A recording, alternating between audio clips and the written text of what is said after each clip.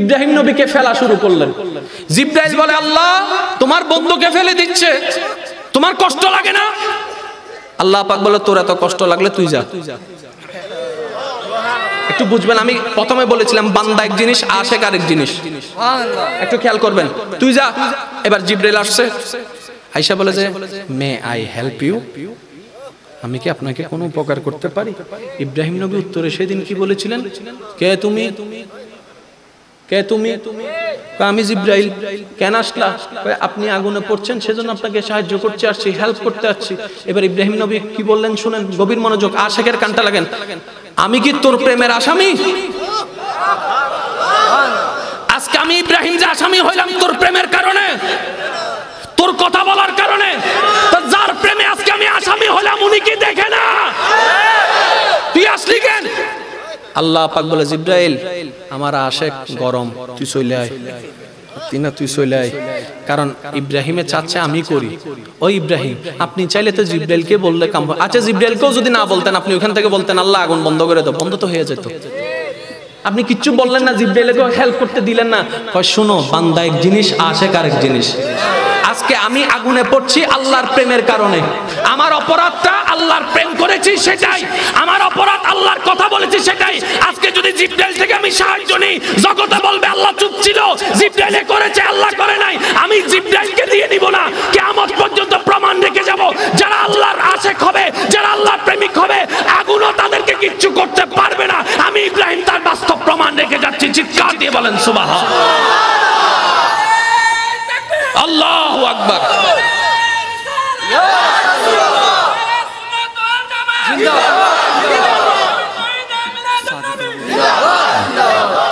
উচ্চ আওয়াজে বলেন না সুবহানাল্লাহ। আর একটু জোরে বলেন। এখন একটু খেয়াল করেন, জিবরাইল কি করছে?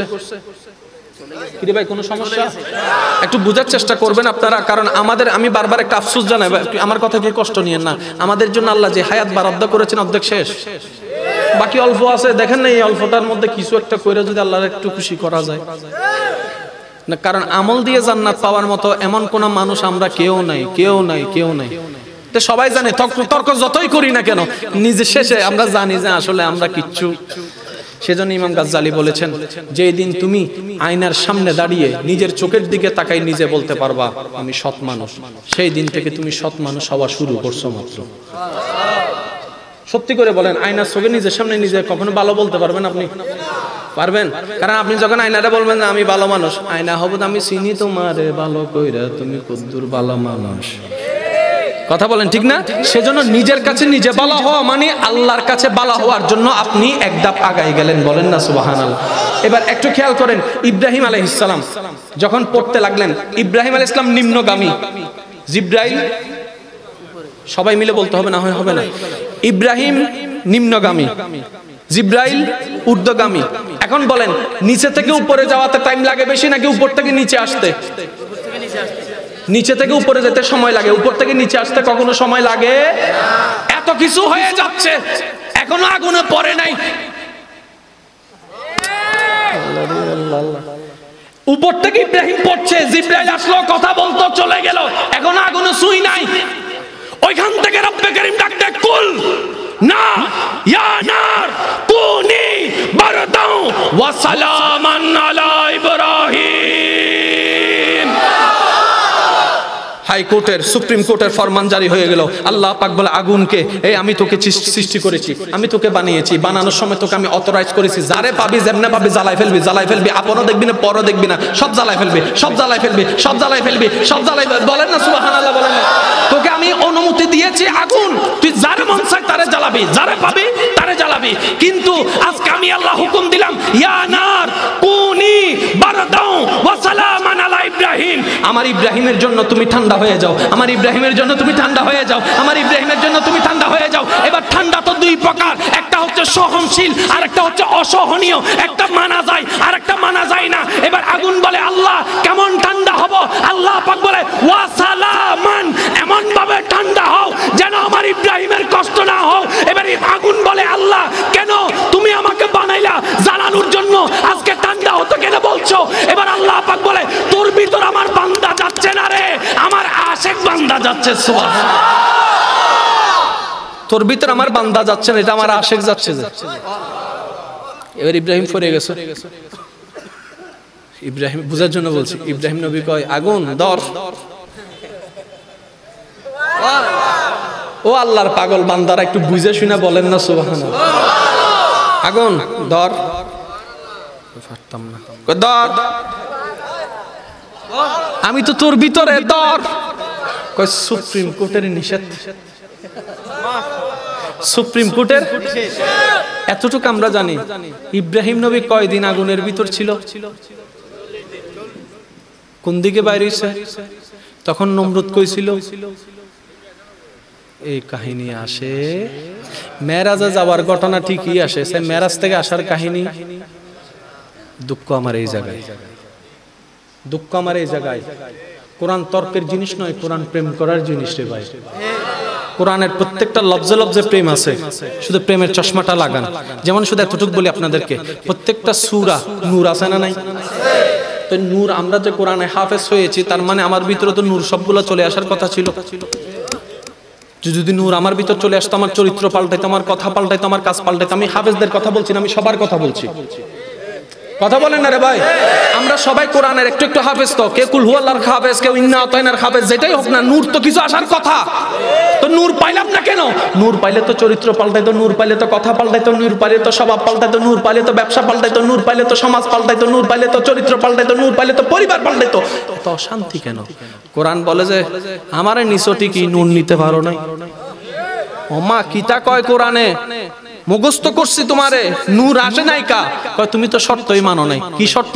এখন ঠান্ডা মাথায় খেয়াল করুন, সূরা ফাতিহা নূর, কোনো সন্দেহ? জোরে বলতে হবে, কোনো সন্দেহ? সূরা ফাতিহা নূর, কোনো সন্দেহ? আল্লাহ পাক বলে যে আমি নূর দিতে প্রস্তুত, তোমরা যদি নিতে প্রস্তুত থাকো। আল্লাহ কি নেব, কিভাবে নেব? আল্লাহ পাক বলে যে দুইটা শর্ত যদি মানতে পারো, কোরআন তোমাদের জন্য নূর হয়ে যাবে। আল্লাহ কি শর্ত? সূরা ফাতিহার আগে আপনাকে পড়তে হবে বিসমিল্লাহির রহমানির রহিম। তার মানে আল্লাহকে রহমানও মানতে হবে, রহিমও মানতে হবে। তার মানে আল্লাহকে ভালোবাসতে হবে। আল্লাহ আমি তো তোমাকে ভালোবাসি, রহমানও মানি, রহিমও মানি, নূর আসে না কেন? শর্ত একটা না হইছে, আরেকটা তো হয় না এখনো। আল্লাহ কি শর্ত? এর আগে যাও, আউযু বিল্লাহি মিনাশ শাইতানির রাজিম। আল্লাহ তোমার কালাম, তোমার কিতাব, শয়তানের নাম প্রথমে রাখলা কেন? আল্লাহ পাক বলে কোরআন তাদের জন্য নূর হবে যারা শয়তানের সাথে সম্পর্ককে ডিসকানেক্ট করে, আমি আল্লাহর রহমতের সাথে সম্পর্ক কানেক্ট করবে, তাদের জন্য কোরআনটা নূর হবে। এখন নিজেকে প্রশ্ন করে দেখেন, আল্লাহর সাথে কানেক্ট মোটামুটি আছে না নাই? কিন্তু তলে তলে শয়তানের লগো বাস্তব যেটা সেটা কর না, তলে তলে শয়তানের লগো কানেকশন, সেজন্য নূর আসতেছে না। যারা ডিসকানেক্ট করতে পারছে শয়তানের সাথে, তাদের অন্তরে নূর আসছে। যেমন এরকম কিছু ব্যক্তির নাম বলি, দেখেন তো তাদের ভিতরে নূর আসছে নাকি আসে নাই? হযরত আবু বকর সিদ্দিক,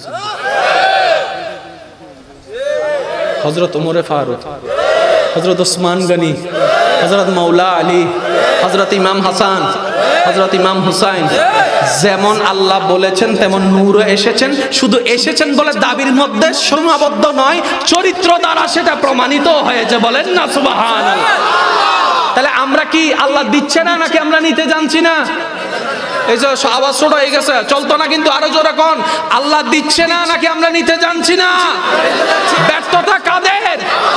নবী বলেছেন সিজদায় যখন তোমরা যাও কপালটা মাটিতে লাগে না, আল্লাহর রহমতের দরবারে গিয়ে লাগে।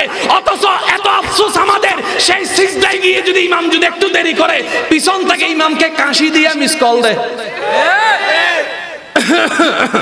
আমি কই কি তারা ভাই সর্দি লাগছে?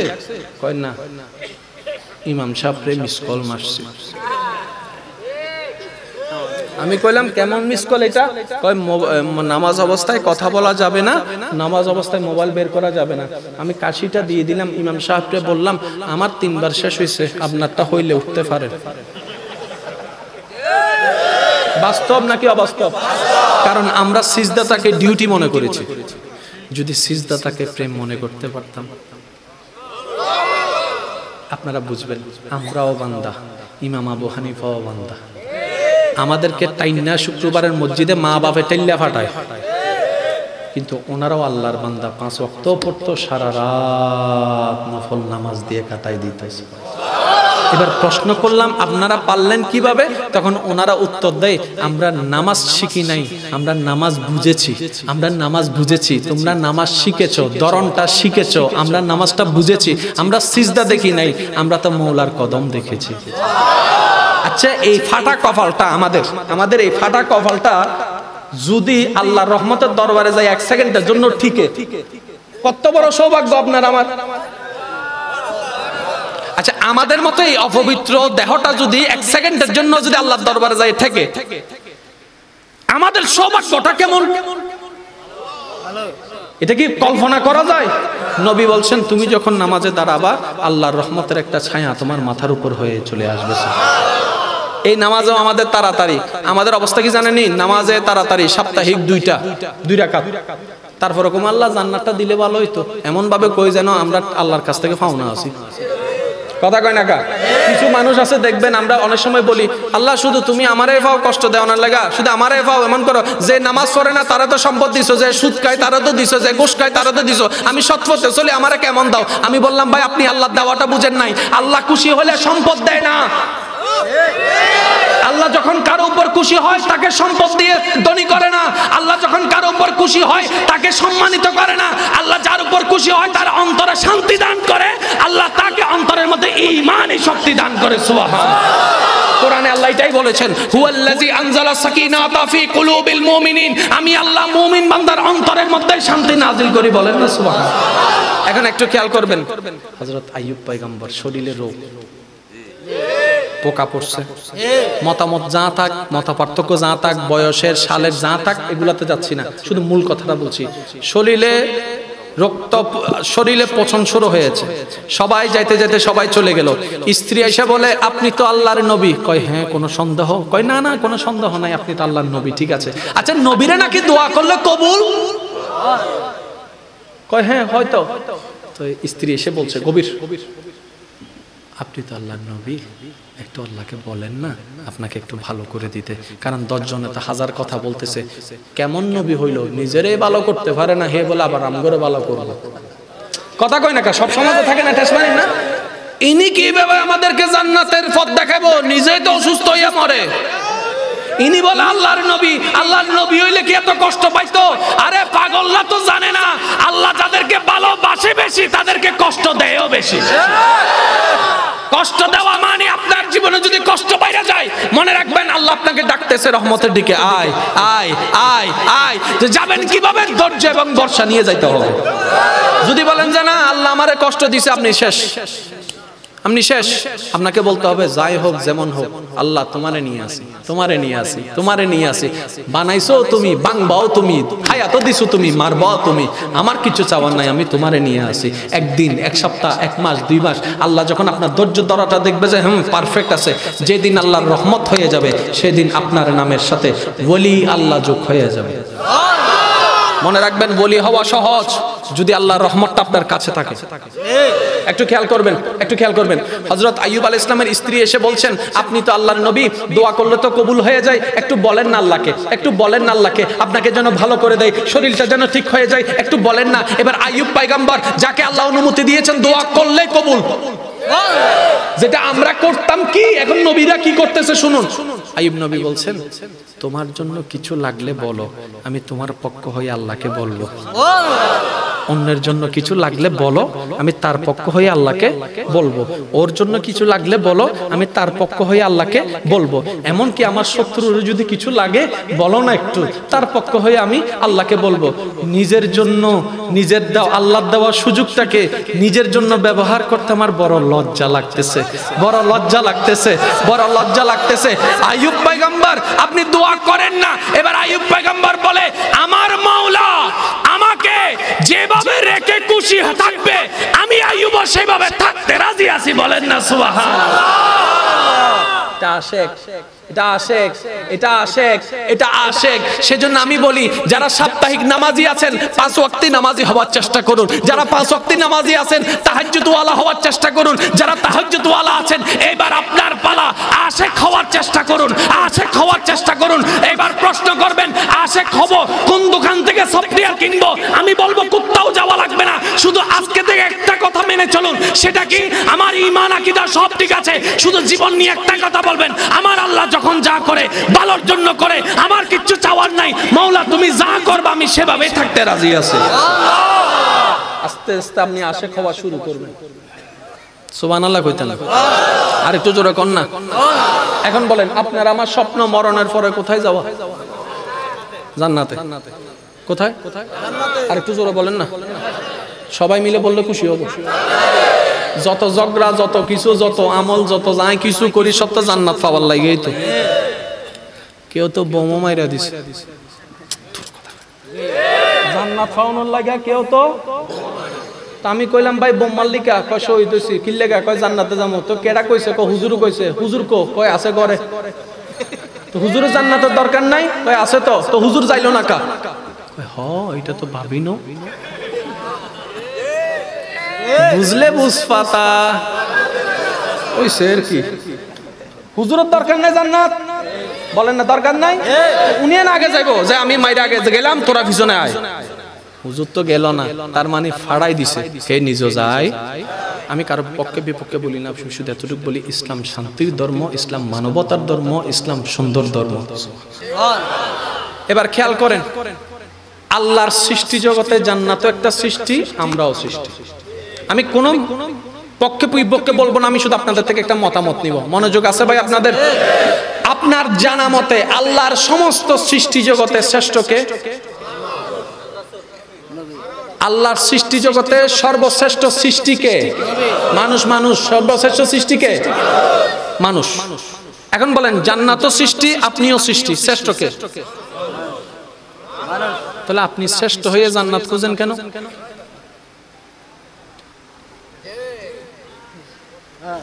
ভাই বুঝেন নাই আমার কথা।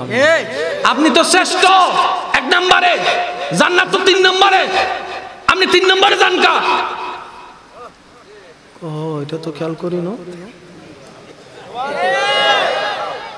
আমি জান্নাত খুঁজবো কেন? আমাকে তো আমার যোগ্যতা থাক কিংবা না থাক, আমার মৌলা তো আমার শ্রেষ্ঠ বানাই দিছে। আরেক জোরে বলেন না। আপনি আমি আমরা যেহেতু আল্লাহ শ্রেষ্ঠ বানাই দিয়েছেন, তার মানে জান্নাতুল ফেরদৌসের তুলনায় আমরা শ্রেষ্ঠ, জান্নাতের নহর তুলনায় আমরা শ্রেষ্ঠ, জান্নাতের সৌন্দর্যের তুলনায় আমরা শ্রেষ্ঠ, হুরের তুলনায় আমরা শ্রেষ্ঠ, গেলমানের তুলনায় আমরা শ্রেষ্ঠ। আল্লাহ যেহেতু বানাই দিয়েছেন, যোগ্যতা থাক না থাক আমরাই শ্রেষ্ঠ। কথা বলেন ঠিক কি না? আমরা তো শ্রেষ্ঠ, আমরা জান্নাত খুঁজবো কেন? কথা বলেন আরে ভাই, জান্নাতে না আমাদেরকে খুঁজবে। এখন আসেন, জান্নাতে 2 ধরনের মানুষ থাকবে। এক ধরনের মানুষ যাদেরকে আল্লাহ জান্নাত দিবেন, যাদেরকে আল্লাহ জান্নাত। আরেক ধরনের মানুষ জান্নাতে থাকবে যাদেরকে স্বয়ং জান্নাতে আল্লাহর কাছে অনুরোধ করবে, আল্লাহ অমুককে একটু আমাকে দাও না, অমুককে একটু আমাকে দাও না। এখন বলেন কয় ধরনের পাইলাম? কয় ধরনের? এই 2 ধরনের ভিতর শ্রেষ্ঠ কোনটা? 1 নাকি 2? 1 হচ্ছে যারা পেয়েছে, আরেক 2 হচ্ছে যাদেরকে জান্নাতে নিজে চেয়েছে। এখন আপনি আমি কোনটাতে পড়ে রইছি? কিন্তু আমাদের থাকা দরকার ছিল, আমাদের থাকা দরকার ছিল। তা এখন কি করব? কয় নামাজ পড়ছি, দান সদকা করছি, জান্নাত পাওয়ানোর লাগে না। কয় খাইছে না কপাল, শ্রেষ্ঠ হইয়া সৃষ্টির মধ্যে 2 নম্বর 3 নম্বরে খুঁজলাম, এতদিন বুঝি নাই। তা এখন কি করব? আমি বললাম ভাই শুনো, জান্নাতকে খুঁজো না, জান্নাতের স্রষ্টাকে খুঁজো, জান্নাতের স্রষ্টাকে খুঁজো, জান্নাতের স্রষ্টাকে খুঁজো। স্রষ্টা যদি পাইয়া যাও, জান্নাত তোমার চাওয়া লাগবে না, জান্নাতে তোমাকে খুঁজে বাইর করে ফেলবে। সুবহানাল্লাহ, আল্লাহু আকবার। আরে রিসালাত, আরে গাউসিয়া, মাওলানা মুকাররম বারি সাহেব, কথা বলেন ঠিক কিনা? আর একটু জোরে বলেন। আমরা কি জান্নাত খোঁজা দরকার, জান্নাত চাওয়া দরকার, নাকি আল্লাহকে চাওয়া দরকার? আপনারাই বলেন না কাকে চাওয়া দরকার। এখন একটু খেয়াল করেন, জান্নাত আমাদেরকে কি দিবে? আচ্ছা ঠিক আছে, মনে করেন এটা জান্নাত, সব আছে, শুধু আল্লাহর রহমতটারে তুইলা নাই। জাহান্নামে সব কষ্ট, আল্লাহর রহমত থেকে 1 ফোঁটা ওইখানে রাখেন। শান্তি। তো আপনি কি তারা কইছেন জান্নাতের শান্তি? রহমতটারে খুঁজেন। আহা আল্লাহ আল্লাহ, কেমনে বুঝাইতে? আমি বারবার বলতেছি আজকে একটু পাগলামি চলবে, একটু বুঝেন। আপনি রহমতকে খুঁজেন, জান্নাত লাগবে না আপনার, জান্নাত আপনার পিছে পিছে ছুটবে যদি আপনার ভিতরে আল্লাহর রহমতের ছায়াটা থাকে। বলেন না সুবহানাল্লাহ। এখন আমি আপনাদেরকে বাস্তব প্রমাণ দিচ্ছি, আমরা আমল করি কি পাওয়ার জন্য? এখানের ভিতরে যদি কেউ একজন কোন রকম যদি জান না যায়, বুঝার জন্য বলছি, আল্লাহ যদি কাউকে জানাই দেয় যে তোরে জান্নাত দিয়ে দিছি, সত্যি করে বলেন কালকে থেকে তার আর মসজিদে দেখা যাবে? রাস্তা থেকে তার দেখা যাবে? চাঁদ দোকানে বসবো, বন্ধু বান্ধবের সাথে খেলবো, রাস্তা দিয়ে যাবো কি তারে জান্নাত পাইছস? যে কোনো অনুষ্ঠানে গেলে আমার জন্য চেয়ার হবে না, আমি চেয়ারে বসি না, জান্নাতি চেয়ার আনো। সেজন্য আল্লাহকে জান্নাতে খেতে জানাই না, কথা বলে না কেন? দুনয়নে রাসূল পাক দেখলে কেমন হতো, সুবহানাল্লাহ। দুনয়নে রাসূল পাক দেখলে কেমন হতো, জন্ম আমার নবীর যুগে। জান্নাত আর আল্লাহর রহমত কোনটা চাওয়া দরকার? এতদিন চাইছেন কি? আমিও, আপনিও। জান্নাতের জান্নাত আয়ো আয়ো আয়ো, জান্নাতে কয় যা যা যা। কারণ আপনি তো জানেন যেটার পিছনে ঘুরবেন সেটা জীবনে পাইতেন না, যেটার আপনি ফিট দেখাবেন দামও দিতেন না, হে আপনার পিছনে আসবে। যেমন সবাই খুঁজে কি? সুখ, পাই না। যেটা চাই সেটা পাই না, যেটা চাই না সেটা হচ্ছে দুঃখ, সেটাই বারবার আই, সেটাই বারবার আই, সেটাই বারবার আই। চাওয়া জিনিস পাওয়া হয় না, না চাইলেই বেশি। আর একটু জোরে বলেন না, না চাইলে বেশি। যেমন আমার একটা ব্যক্তিগত কথা কই, আমি কেয়ারিং পছন্দ করি না। কেউ আমার যত্ন নিক সেটা আমার পছন্দই লাগে না। অনেকে আছে না, ওই জিজ্ঞেস করলে খুশি হয়, ভাই ভাত খাইছেন নি? এটা জিজ্ঞেস করলে আমার মেজাজ গরম হয়ে যায়। ভাত খাইতে বসছি, অনেকে আছে না মেহমানদারি করে। আমি এটার বিপক্ষে নয়, এটা আমার ব্যক্তিগত কথা বলছি। মেহমানদারি করে, আমার এটা দেখলে মেজাজ গরম হয়ে যায়। খাবার দিছো ভালো কথা, যেটা মন চাই এটা লইয়া খামু না, তুমি দাও কা। আর একটু জোরে কয় না কা। আমার পেটে যদ্দুত সইব, মুখে যেটা মজা লাগবে আমি আমারটা নিমতো। এক জায়গায় গেছি বিয়েতে, দিতে দিতে দিতে শেষ পর্যন্ত আমি আর ভাত খুঁজে পাইতেছি না, সব তরকারি। আমি তারা কই এদিকে আয়, আসছে। আমি কই তুই খা। আমি খাবো মানে? আমি কই তুই খা, দিছত খা, খা। আমার প্লেট আর একটা দে, আমি ওটা দিয়ে খাবো, তুই খা। তো এটা হচ্ছে এক একজনের এক এক রকমের, কারো পছন্দ কারো অপছন্দ। সবার পছন্দ অপছন্দ একরকম হবে এমন কোনো কথা নেই। এখন একটু খেয়াল করবেন, আমরা চেয়েছি জান্নাত, মূলত চাওয়ার দরকার ছিল রহমানকে। আরেকটু জোরে, আরেকটু জোরে। এবার আসুন, আমরা যা করি কিসের পাওয়ার জন্য করি? সবাই মিলে বলেন না। আমাদের কাউকে যদি আল্লাহ জান্নাত দিয়ে দেয়, কালকে থেকে আর মসজিদে কাউকে দেখা যাবে। এখন আসুন সিদ্দিকে আকবর, সুবহানাল্লাহ। রাসূল মাকবুল সাল্লাল্লাহু আলাইহি ওয়াসাল্লাম বললেন, আবু বকর তুমি জান্নাতি। সার্টিফিকেট হয়ে গেল আল্লাহর নির্দেশে। পরের দিন দেখা যায় সিদ্দিক আকবর সেই আগের মতো সাত সকালে উঠে ওযু বানাচ্ছে, ওযু বানাচ্ছে ঠান্ডা পানি দিয়ে। আমরা প্রশ্ন করলাম, সিদ্দিক আকবর আপনি তো জান্নাত পেয়ে গেছেন, আবার কি ওযু বানান কেন? কই মাওলার দরবারে একটু হাজিরা দিতে দাঁড়াবো ফজরের নামাজের। তো নামাজ তো জান্নাতের চাবি, জান্নাত তো পেয়ে গেছেন। সিদ্দিক আকবর বলে, আমরা জান্নাত পাওয়ার জন্য করি নাই, নামাজে যতবারই দাঁড়াইছি মাওলার রহমতের দরবারে গোলামের হাজিরা দেওয়ার জন্য দাঁড়াইছি। সুবহানাল্লাহ। সেজন্য আমাদের অন্তরটাকে নবীর প্রেম দিয়ে সাজাইয়ে আল্লাহর রহমতের ভিখারি বানাইতে পারবে। যে যত আল্লাহর দরবারে ভিক্ষুক হতে পারবে, সে দুনিয়াতে এবং আখিরাতে তত বেশি বড় বড় বাদশাহী করতে পারবে। কেউ কাউকে ভিক্ষুক ডাকলে মেজাজ গরম হয়ে যায়। আমি একটা কথা বলবো, দেখি আমার কথায় যারা যারা একমত আছেন তারা একবার বলবেন মারহাবা। আমরা সবাই রহমানের দরবারের ভিখারি। আর একটু জোরে। আমরা নিজেদেরকে কি বলছি? ভিখারি। আমরা কেউ কাউকে ভিক্ষুক ডাকলে, ভিখারি ডাকলে মেজাজ গরম হয়ে যায়। কিন্তু আজকে ভিখারি ডাকলে নিজের নিজে একটু প্রাউড ফিল হচ্ছে, সম্মান হচ্ছে। বুঝা নেন রে ভাই, আজকে নিজের নিজে ভিক্ষুক ডাকেও মনে শান্তি আসতেছে, কারণ দরবারটা তো মহান। ওই দরবারের ভিক্ষুক হতে পারাও অনেক সৌভাগ্যের বিষয়, বলেন না সুবহানাল্লাহ। ওই দরবারের ভিক্ষুক বান্দাদেরকে বানানোর জন্যই আল্লাহ রাহমাতুল্লিল আলামিন নবীকে পাঠিয়েছিলেন। সুবহান। শেষ ভালো যার সব ভালো তার একটা নাতে রাসূলের ফরমাইশ এসেছে, এটা বলে আমি শেষ করছি। একজন বান্দার জবানও চুপ করে থাকবে না, সবাই একই আওয়াজে ইয়া নবী ইয়া নবী ইয়া নবী ইয়া নবী ইয়া নবী ইয়া নবী। আমার মনে হয় আওয়াজটা আর একটু বড় হতে পারে। ইয়া নবী ইয়া নবী ইয়া নবী ইয়া নবী ইয়া নবী